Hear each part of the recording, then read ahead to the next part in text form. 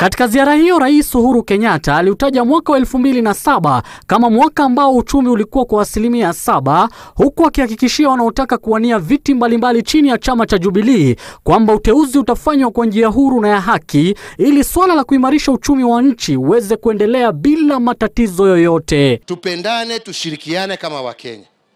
Mtuunge mkono tuweze kubadilisha maisha ya Kenya, ya Wakenya wetu, tuweze wenzetu kubadilisha uso ya Kenya, iwe Kenya ambaye kila mtu ataweza kufurahia na kujivunia tukiwa pamoja kama Wakenya. Aidha, rais amemkosoa kiongozi wa upinzani Raila Odinga kwa shinikizo zake za hivi punde kuitaka serikali kuwajibikia miongoni mwa mengine ufisadi serikalini.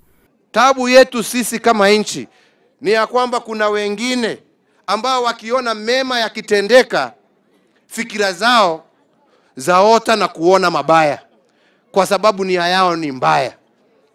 Kila saa hata nchi ikiendelea mbele wajaribu kutuvuta turudi nyuma.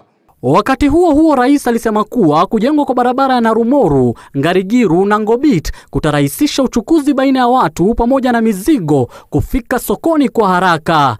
Kadhalika, Kenyatta amesema serikali imetenga shilingi milioni 80 zitakazotumika katika ujenzi wa hospitali ya Narumoru kwa madhumuni ya kuwasaidia wenyeji kupata matibabu katika eneo hilo. Kwa sababu shida kubwa ambaye tuko naye katika taifa letu ni vile nimesema, watu wetu ni watu ambao wanafanya kazi kwa bidii, lakini kwa sababu ya barabara kuwa mbaya, kwa sababu ya kukosa soko kama hii, mali yao mingi inapotea.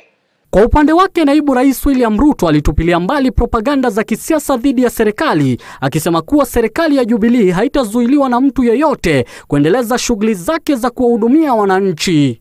Wameandika kwa magazeti leo eti watu wa Nyeri wamechoka na kupigia kura Uhuru Kenyatta. Mumechoka watu wa Nyeri kupigia kura Uhuru Kenyatta? Ati yule mganga atashinda ati kwa sababu nyinyi mmechoka kupigia kura Uhuru Kenyatta. Hiyo ni porojo, si porojo? Viongozi wa maeneo hayo wakiongozwa na gavana wa Nyeri Nderitu Gachagua na gavana wa Laikipia Joseph Irungu walimshukuru Rais Uhuru Kenyatta na naibu wake William Ruto kwa kuonyesha uongozi mzuri kwa taifa. Huku swala la ufisadi likiendelea kutumiwa kama karata ya kisiasa, Rais Uhuru Kenyatta amerudisha mpira katika uwanja wa wapinzani, akisema kuwa kambi hiyo inatumia propaganda ya ufisadi kuihujumu serikali. Hassan Farah, Citizen Nipashe, Nairobi.